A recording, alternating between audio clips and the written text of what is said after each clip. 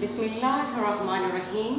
عزیز طلباء و طالبات، السلام علیکم. میں Mrs Hafsa Affar, senior teacher, مطالعہ پاکستان، ڈویژنل پبلک اسکول چیچا وطن سے مخاطب ہوں. عزیز طلباء، جیسا کہ آپ جانتے ہیں کہ کرونا وائرس وبا کی وجہ سے پورا ملک جزوی طور پر لاک ڈاؤن کا شکار ہے. یہ لاک ڈاؤن آپ کی تعلیم کے آڑے نہ آئے، اس سلسلے میں ہم نے آپ کے آن لائن کلاسز کا سلسلہ شروع کیا ہے. ہم امید کرتے ہیں کہ ہماری یہ کاوش آپ کو پسند آئے گی اور یہ آپ کے لیے مفید و معاون ہوگی. تو آئیے چلتے ہیں آج کے سبق کی طرف. آج کا ہمارا سبق ہے پاک بھارت جنگ 1965 کا مطالعہ کریں گے. عزیز طلباء، وطن وہ سہ حرفی لفظ ہے جہاں ایک قوم جنم لیتی ہے، پروان چڑھتی ہے اور وفاداری بشرط استواری کی تصدیق کرتے ہوئے اسی مٹی کا حصہ بن جاتی ہے. 1965 کی مختصر جنگ پاکستانی تاریخ میں ایک طلسماتی داستان سے زیادہ کا درجہ رکھتی ہے، جب ایک قوم نے اچانک ہونے والے حملے کو اپنے عزم و ہمت سے ناکام بنا کر اسے عبرت ناک شکست دی. سپاہیوں نے شجاعت و جرأت کی نئی داستانیں رقم کیں تو شاعروں نے لہو گرما دینے والا کلام لکھا.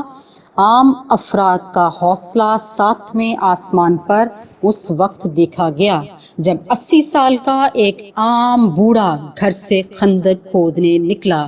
مائیں اور بہنیں مسلح پر بیٹھ کر دعا گو رہیں اور پوری قوم یک جان و یک قالب ہو گئی اور اس عظیم جذبے کا اظہار کیا جو رہتی دنیا تک یاد رکھا جائے گا. آج کی نوجوان نسل بھی ایسے ہی چند اہم واقعات سے اپنے دلوں کو گرما سکتی ہے جو نہ صرف دفاع پاکستان بلکہ استحکام پاکستان کا وسیلہ بھی بنیں گے. پاک بھارت جنگ 1965.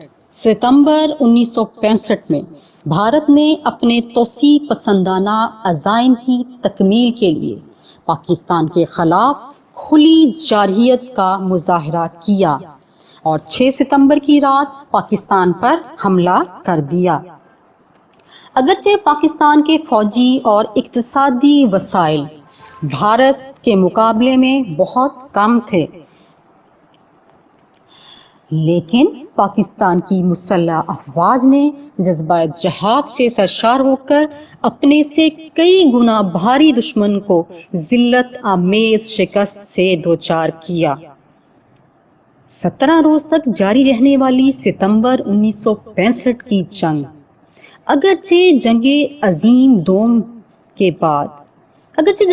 دوم میں کئی ممالک کے لاتعداد ٹینک استعمال ہوئے تھے، لیکن 65 کی جنگ میں بہت کم دنوں میں لگ بھگ 600 ٹینکوں نے حصہ لیا.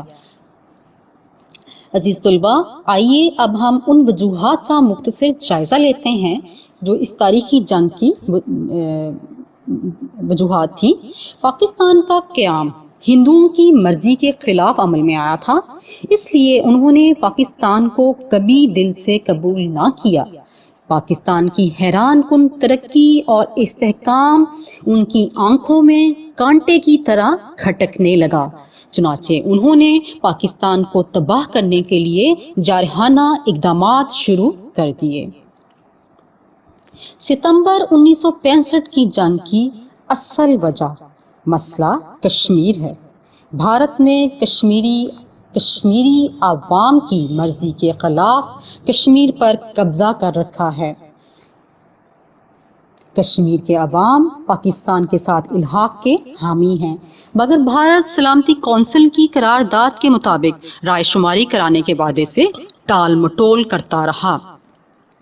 کشمیری عوام کی اخلاقی مدد کرنے اور مسئلہ کشمیر کو پوری دنیا میں اٹھانے کی پاداش میں بھارت نے پاکستان پر ستمبر 1965 کی جنگ مسلط کر دی.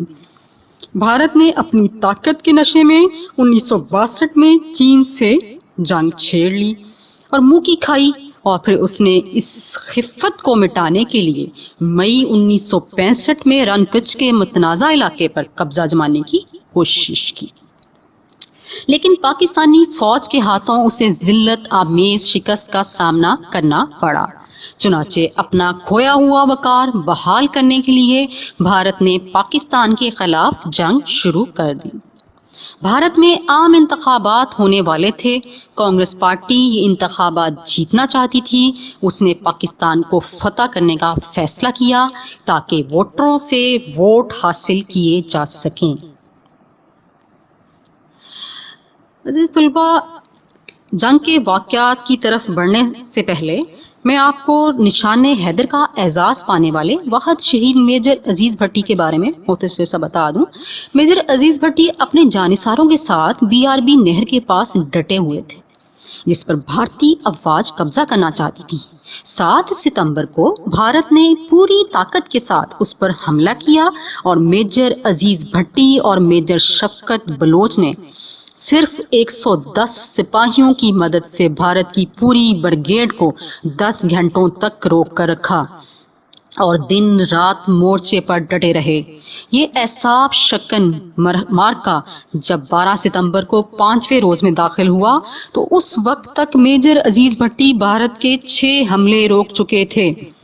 آگے جانے والے پاکستانی سپاہی اور ٹینک ایک مقام پر پھنس گئے تھے جنہیں واپس لانا ضروری تھا۔ اس پر انہوں نے اپنی فوج کو منظم کر کے کئی اطراف سے حملہ کیا اور پاکستانی فوجی گاڑیوں اور سپاہیوں کو واپس لانے میں کامیاب ہو گئے، لیکن اندھا دھند گولہ باری اور فائرنگ کے دوران ایک شیل نے ان کے کندھے کو شدید زخمی کر دیا اور وہ صرف 42 سال کی عمر میں جام شہادت نوش کر گئے۔ عزیز طلبہ، 1965 کی پاک بھارت جنگ کے واقعات میں کی طرف آتے ہیں۔ جنگ شروع ہوئی تو صدر پاکستان جنرل ایوب خان نے ریڈیو پر ہنگامی حالات کا اعلان کیا اور قوم سے خطاب کرتے ہوئے کہا، پاکستان کے عوام اس وقت تک چین سے نہیں بیٹھیں گے جب تک کہ بھارتی توپوں کے دہانے مستقل طور پر سرد نہیں ہو جاتے۔ بھارتی حکمران نہیں جانتے کہ انہوں نے کس بہادر قوم کو للکارا ہے۔ ہمارے صف شکن سپاہی دشمن کو پسپا کرنے کے لیے آگے بڑھ رہے ہیں۔ پاکستان کی افواج دشمن کے حملے کا منہ توڑ جواب دے گی۔ صدر پاکستان نے قوم کو پکارتے ہوئے کہا، مردانہ وار آگے بڑھو اور دشمن پر ٹوٹ پڑو، خدا تمہارا حامی و ناصر ہے۔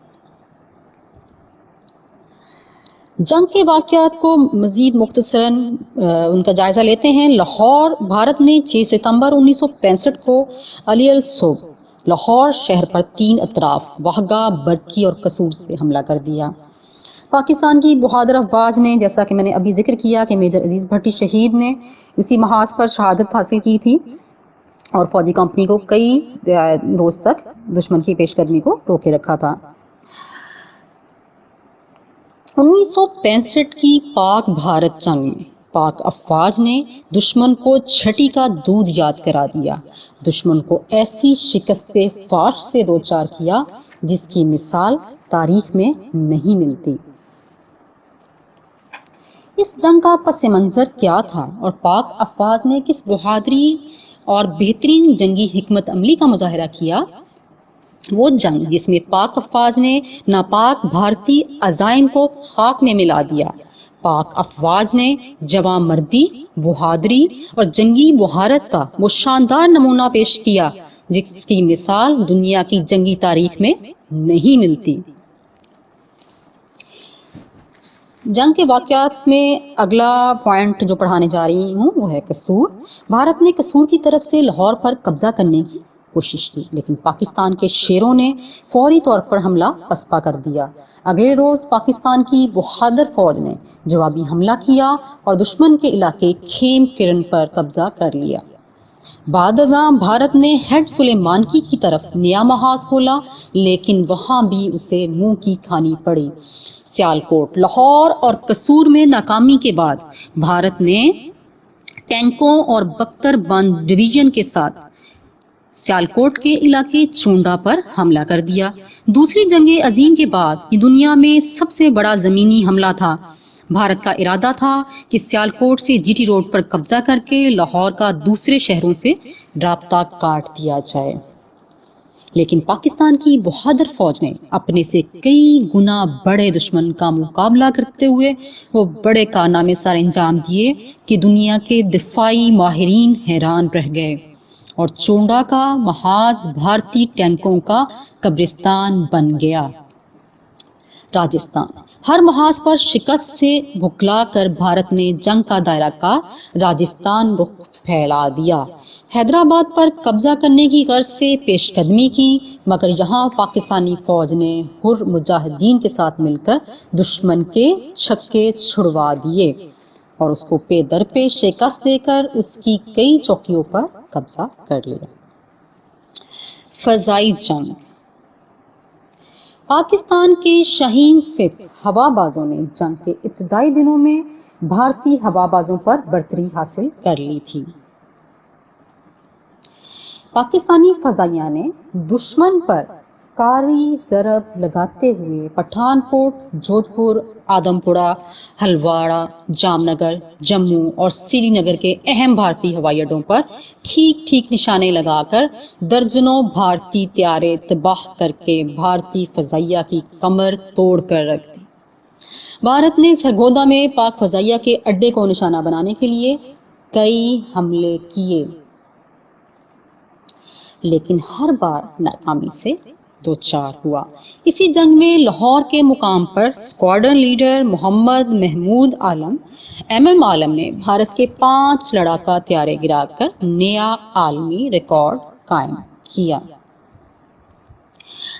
بھارتی فوج تعداد و استعداد میں پاکستانی فوج سے کہیں زیادہ تھی، مگر قوت ایمانی سے یکسر محروم اور جذبہ جہاد سے بالکل بے بہرا، طاقت کے نشے میں چور اور مہنشی کے رسیا بھارتی فوج کے افسران مشروب حرام کے گھونٹ بھرتے اور لاہور جم خانہ میں اگلے جام چڑھانے کے سپنے دیکھتے رہے، گویا بلی کو نیند میں نہیں بلکہ جیتے جاگتے چھیچڑوں کے خوف۔ بحری جنگ، جنگ کے دوران پاکستانی بحریہ بھی پوری طرح چوکس رہی۔ اس نے کاٹھیاوار کے ساحل پر واقع دوارکا کے مشہور بھارتی بحری اڈے کو تباہ کر کے ایک عظیم کارنامہ سر انجام دیا۔ جب بھارت نے پاک بحریہ کا مقابلہ کرنے کے لیے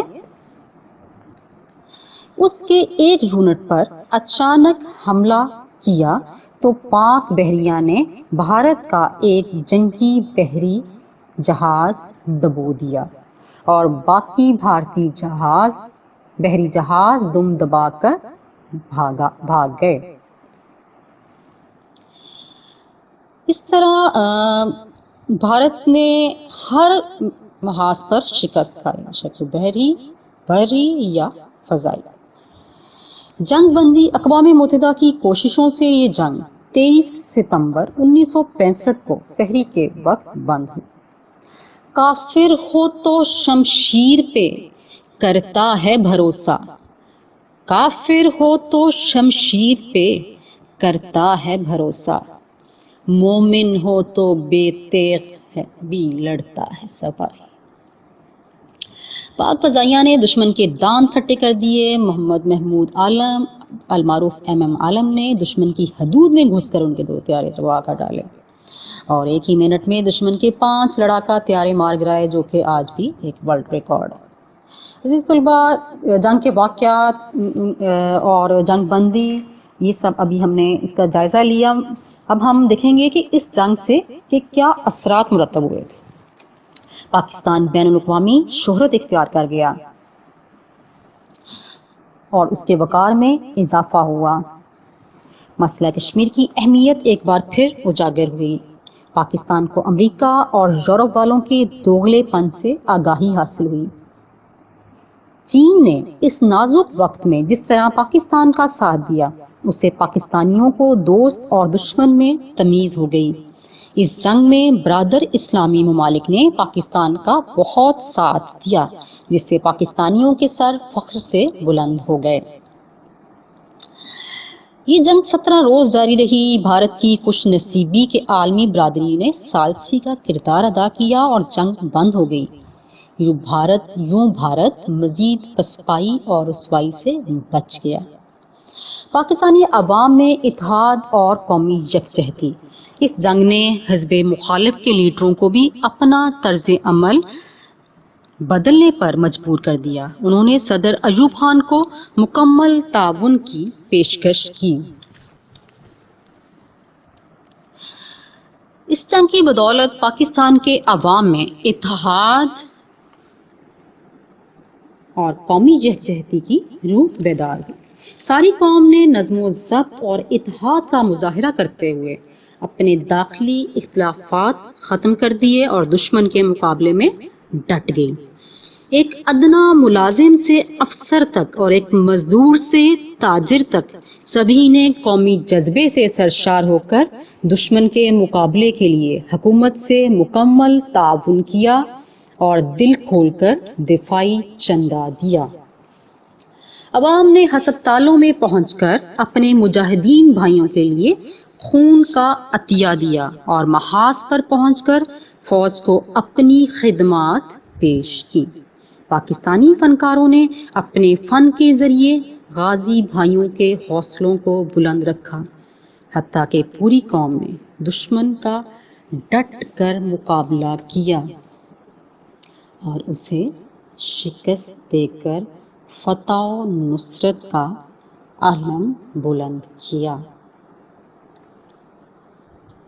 ہماری افواج آج بھی اپنی سرحدوں پر سیسہ پلائی دیوار بن کر کھڑی ہیں اور دشمن کو یہ پیغام دیتی ہیں کہ ہم وہ قوم ہیں جو جڑ سے جبر مٹاتی ہے، جو جڑ سے جبر مٹاتی ہے، ظالم کو مار بھگاتی ہے۔ ہم موت کو آنکھ دکھاتے ہیں، ہم تیغ سے کب گھبراتے ہیں۔ اقبال نے بھی فرمایا ہے، ہم توپ سے بھی لڑ جاتے ہیں۔ جی تو عزیز طلباء، یہ تو تھا ہمارا آج کا سبق۔ امید کرتی ہوں کہ آپ نے لیکچر کو توجہ سے سنا ہے اور سمجھا ہے۔ انشاءاللہ کل آپ کی خدمت میں ایک نئے لیکچر لے کر حاضر ہوں گے۔ تب تک کے لیے اپنا خیال رکھیے۔ Please take care of your families, stay home, stay safe. Till then, اللہ حافظ۔